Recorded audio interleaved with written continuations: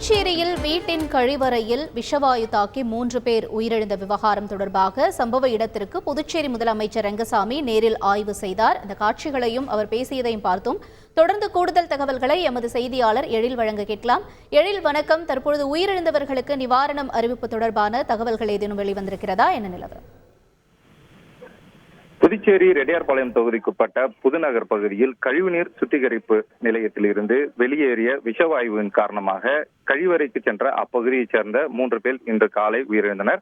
மேலும் 2 பேர் அரசு மருத்துவமனையில் அனுமதிக்கப்பட்டு சிகிச்சை பெற்று வருகின்றனர்.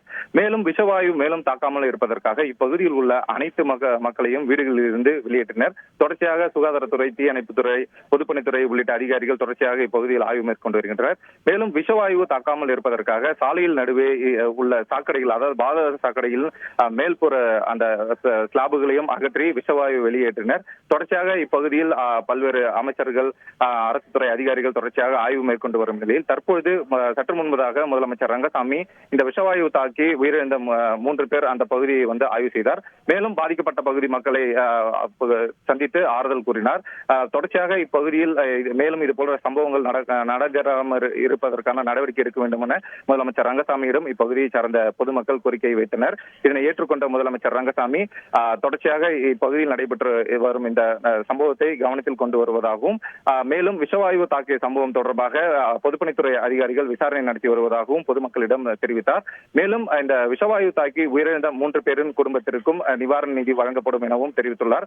புதுச்சேரி முதலமைச்சர் நிவாரண நிதியிலிருந்து, அதாவது உயிரிழந்த 3 பேரின் குடும்பத்திற்கு தலா 10 லட்சம் ரூபாய் வழங்குவதற்கான வாய்ப்புகள் உள்ளதாக முதலமைச்சர் அலுவலகம் தகவல் தெரிவித்துள்ளது.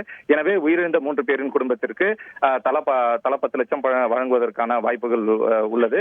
மேலும் தற்போது இப்பகுதியில் பரபரப்பான சூழ்நிலை ஏற்பட்டு வரும் நிலையில் இந்த பகுதியில் விஷவாயு முற்றிலுமாக அகற்றப்பட்டது. அதாவது அந்த கழிவுநீர் சுத்திகரிப்பு நிலையிலிருந்து வெளியேறிய அந்த விஷவாயுவானது முழுவதுமாக அனைத்து சாலைகளிலும் உள்ள அந்த சாக்கடை மேல் ஸ்லாபுகளை அகற்றியதன் காரணமாக விஷவாயு நீங்கியதாக பொதுப்பணித்துறை தலைமை அதிகாரி, பொதுப்பணித்துறை அமைச்சர் உள்ளிட்ட அதிகாரிகள் தகவல் தெரிவித்துள்ளனர். இருந்த போதிலும் தற்போது இந்த புதுநகர் பகுதியில் ஒரு பதட்டமான சூழ்நிலையே நிலவி வருகிறது. உயிரிழந்த குடும்பத்தினருக்கு 3 பேருக்கும் அரசு சார்பில் உரிய நிவாரணம் வழங்கப்படும் என முதலமைச்சர் உத்தரவிட்டுள்ளது குறிப்பிடத்தக்கது. விரிவான தகவல்களுக்கு நன்றி எழில். செய்திகளை உடனுக்குடன் தெரிந்து கொள்ள உடனே சப்ஸ்கிரைப் பண்ணுங்க.